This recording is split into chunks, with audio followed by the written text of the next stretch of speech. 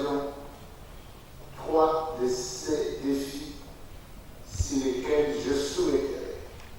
C'est par ces allocutions inaugurales du président de la Chambre basse et celui de la Chambre haute que s'est ouvert ces colloques au Palais du Peuple placés sous le thème « État des droits, démocratie et justice sous la Constitution congolaise du 18 février 2006, bilan, leçons et perspectives » organisé à l'occasion de la commémoration du 16e anniversaire de la Constitution congolaise par l'ONG Institut pour la démocratie, la gouvernance, la paix et le développement en Afrique, IDGPA, que préside le professeur André Mbata. Dans leur prise de parole, les deux présidents du Parlement ont chacun critiqué ces textes fondateurs.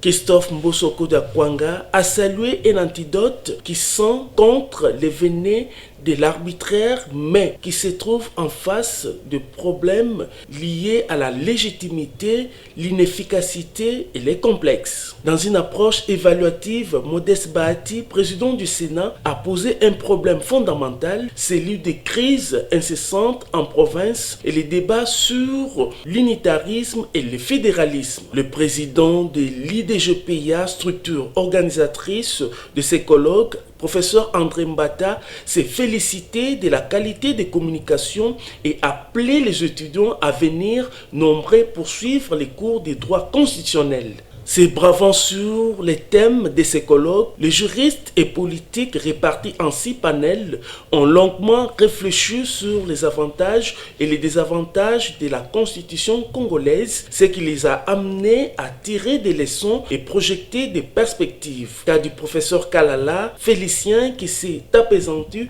sur la promotion et la protection des droits de l'homme sous la Constitution du 18 février 2006. Il m'a été demandé de communiquer sur la promotion de la démocratie sous la Constitution du 18 février 2006.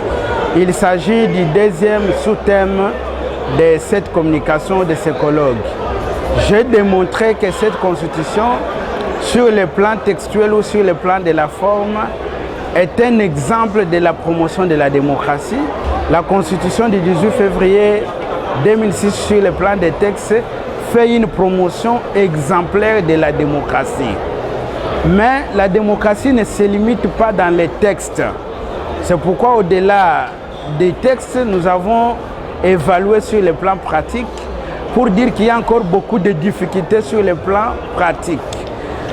Les élections telles qu'organisées dans notre pays ne sont pas complètes ou ne reflètent pas la volonté du constituant.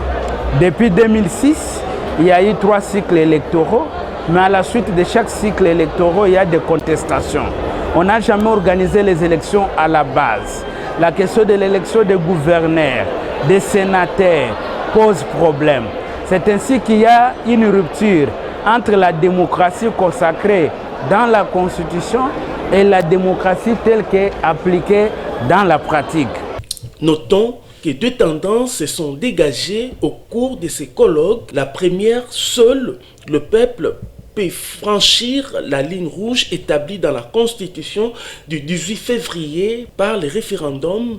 Et la deuxième, la Constitution en soi n'est pas mauvaise, mais il se pose un problème d'homme.